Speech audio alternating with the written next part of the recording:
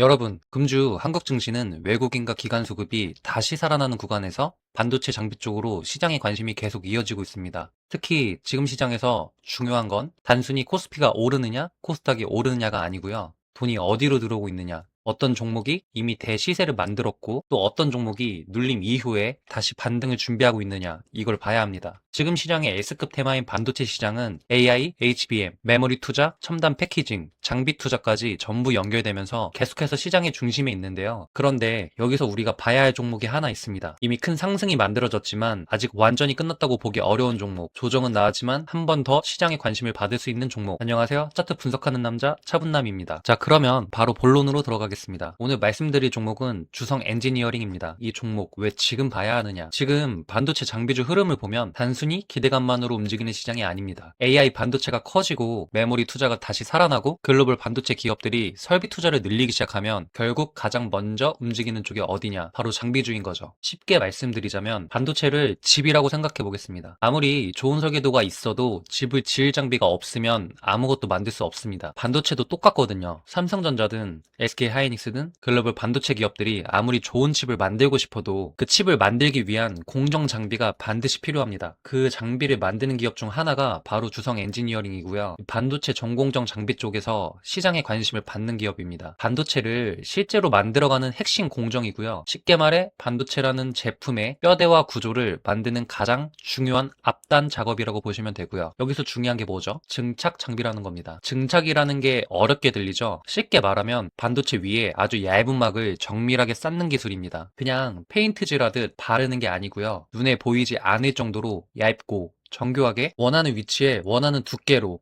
원하는 물질을 쌓아야 되는 거죠. 이게 조금만 어긋나도 반도체 성능이 완전히 달라질 수 있습니다. 그만큼 정밀한 기술이 필요하다는 거죠. 주성 엔지니어링은 이 증착 장비, 특히 AAD 장비 쪽에서 시장에 관심을 받아온 기업이고요. 이 AAD가 뭐냐? 반도체 위에 아주 얇은 막을 한 층 한 층 정밀하게 쌓는 기술입니다. 마치 김밥을 만들 때 재료를 대충 넣는 게 아니라 속재료를 정확한 순서와 두께로 넣어야 맛있는 김밥이 되는 것처럼 반도체도 층을 정밀하게 쌓아야 성능이 나오는 거죠. 이걸 가능하게 해주는 장비가 바로 AAD 장비죠. 시장에서 충분히 사랑받을 수 있는 아이템이라는 거예요. 그리고 지금 반도체는 점점 더 미세해지고 있습니다. 그러면 정밀하게 막을 쌓는 기술의 중요성이 점점 더 커지고 바로 여기서 주성 엔지니어링 같은 장비 기업의 가치가 다시 부각될 수 있다는 거죠. 여러분, 주식에서 대시세가 나오는 조건은 단순합니다. 산업의 방향성이 좋아야 되고요. 기업이 그 산업 안에서 핵심 기술을 가지고 있어야 됩니다. 차트를 보시면 아시겠지만 이 종목이 이미 강력한 상승을 한번 만들어줬었고요. 저점에서부터 정말 무섭게 올라왔고 시장에서는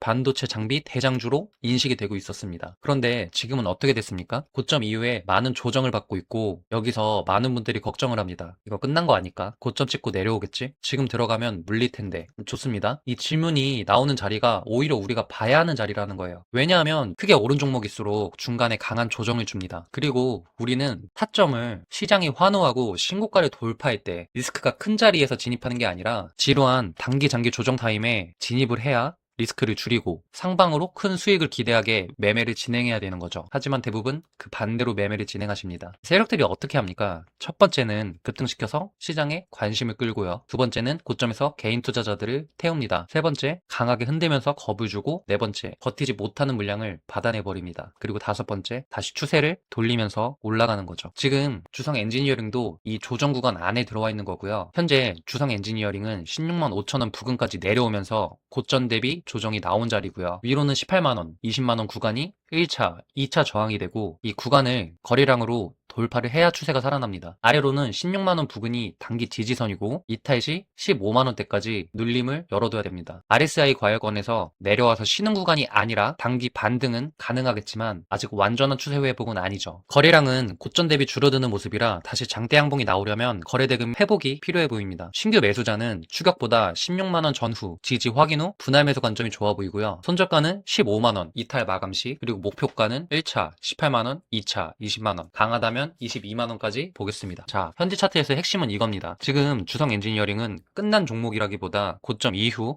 조정을 받으면서 다시 지지선을 확인하는 구간이고요. 물론 바로 강하게 간다면 단정하시면 안 됩니다. 이동평균선이 살짝 꺾여 있고 고점에서 내려오는 매물도 있습니다. 그래서 무리하게 추격 매수하시면 절대 안 됩니다. 주성 엔지니어링이 무서운 이유가 뭡니까? 한번 수급이 붙으면 장대 양봉이 시원하게 나오는 종목이라는 거죠. 이미 시장에서 거래 대금이 터졌었던 종목이고 반도체 장비라는 강한 테마를 가지고 있고 기업 자체도 전공정 장비라는 확실한 방향성을 가지고 있습니다. 반도체 시장은 하루 이틀짜리 테마가 아닙니다. AI 서버가 늘어나고 HBM 수요가 커지고 메모리 투자가 살아나고 파운드리 경쟁이 다시 붙기 시작한다면 결국 장비 투자는 따라갈 수밖에 없습니다. 그 중에서도 전공정 장비는 핵심이죠. 반도체 장비를 만들기 위해서는 웨이퍼 위에 막을 쌓고 패턴을 만들고 이런 과정이 계속 반복되고 가장 필요한 장비가 제대로 받쳐줘야 반도체 생산이 가능한 거죠. 그래서 단순한 장비주가 아니라 반도체 투자가 살아날 때 가장 먼저 시장에서 다시 보는 종목 중 하나가 될 수 있습니다. 자, 여기서 우리가 봐야 할 건 실적과 수급인데요. 주식은 기대감으로 시작하지만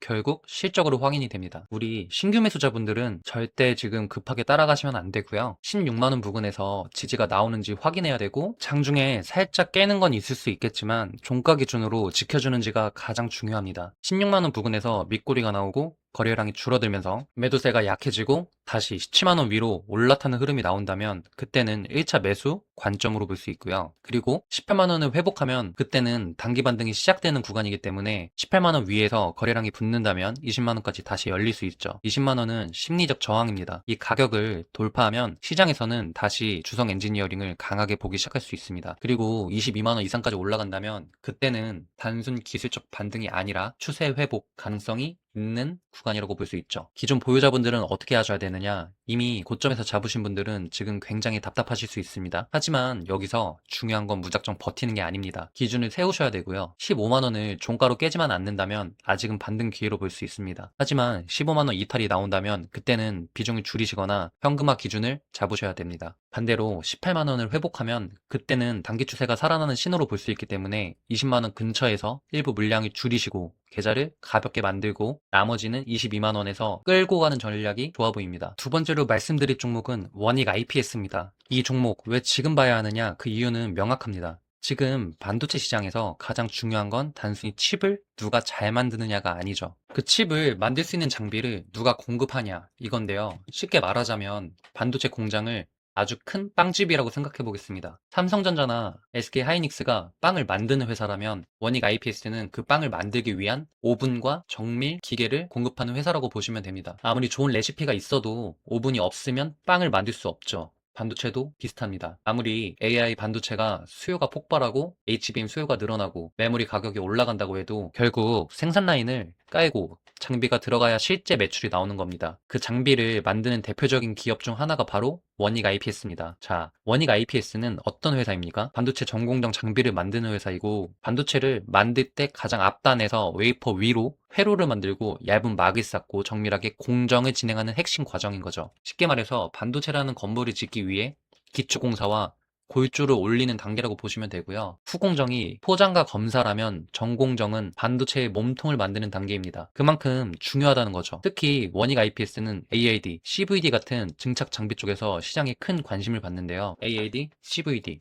단어가 익숙하지 않죠. 반도체 위에 아주 얇은 막을 쌓는 기술이고 그냥 대충 쌓는 게 아니라 머리카락보다 훨씬 얇은 수준으로 원하는 위치에 원하는 두께로 정확하게 쌓아야 되는 거죠. 이게 조금만 틀어져도 반도체 성능이 흔들릴 수 있고 그래서 이 장비는 그냥 기계가 아니라 기술력 그 자체라고 보셔도 됩니다. AI 반도체가 고도화될수록 뭘 요구할까요? 더 작고 더 빠르게 더 정밀하게 더 많이 쌓는 기술을 요구하고 그러면 결국 AAD, CVD 같은 증착 장비의 중요성은 점점 더 커질 수밖에 없습니다. 시장에서는 이미 반도체 장비주들이 강하게 움직였고 HBM 장비주들과 후공정 관련주들까지 모두 움직였습니다. 그런데 원익 IPS는 그 중에서도 전공정 장비라는 굉장히 중요한 포지션을 갖고 있기 때문에 반도체 투자가 다시 살아난다? 그러면 장비가 필요하고 삼성전자 파운드리 투자가 확대된다. 메모리와 낸드 투자가 다시 들어오고 AI 서버 수요가 늘어난다. 결국 반도체 생산 능력을 늘려야 하고 그러면 장비가 필요한 거죠. 특히 차트를 보시면 거래 대금이 굉장히 크게 터졌고요. 이건 그냥 개인들의 사고 파는 흐름이 절대 아닙니다. 시장에서 이 종목을 다시 보고 있다는 뜻이고요. 거래 대금은 신뢰도 그 자체입니다. 아무도 관심 없는 종목은 거래 대금이 절대 터지지 않습니다. 그런데 최근 강한 거래량이 들어오면서 시장에 관심을 확실하게 받고 있고요. 이 상승이 끝난 상승일까요? 저는 지금 이 종목을 끝난 종목으로 보기에는 좀 이르다고 생각합니다. 차트상으로도 완전히 무너지는 그림이 아니라 강한 상승 이후에 매물 소화 구간에 들어온 모습이기 때문입니다. 현재 원익 IPS는 16만 7천 원 부근으로 장대 양봉 이후에 15만 원대 지지를 확인하며 다시 반등을 시도하는 자리입니다. 위로는 18만 원, 19만 원 구간이 1차 저항이고, 이 구간을 거래량으로 돌파하면 신고가 재도전 흐름이 나올 것 같습니다. 아래로는 15만 원 부근이 강한 단기 지지선이고, 내려간다면 14만 원대까지 추가 조정도 열어둬야 됩니다. 거래량은 최근 급등 구간에서 크게 터졌기 때문에 아직 시장 관심은 살아있고요. RSI 과열권에서는 살짝 식는 중이라 재상승을 위해서는 거래량을 동반한 양봉이 필요해 보입니다. 차트의 흐름은 이겁니다. 급등 이후 숨고르기를 하는 종목이고요. 그런데 여기서 절대 착각하면 안 되는 게, 아무 자리에서 사도 되는 게 절대 아닙니다. 이미 단기적으로 크게 올라온 종목은 반드시 흔듭니다. 시장은 매수와 매도의 반복이고 개인들을 편하게 태워주지 않기 때문이죠. 고점에서 따라붙은 사람들은 작은 조정에도 불안해합니다. 그러면 세력들은 한 번 더 누르면서 물량을 받아내고요. 그리고 진짜 갈 종목은 그 눌림 이후에 다시 거래량을 붙이면서 올라갑니다. 현재 원익 IPS도 그런 구간에 와 있습니다. 타점의 기준은 명확하고요. 15만원 지지, 18만원 회복, 19만원 돌파, 20만원 재도전.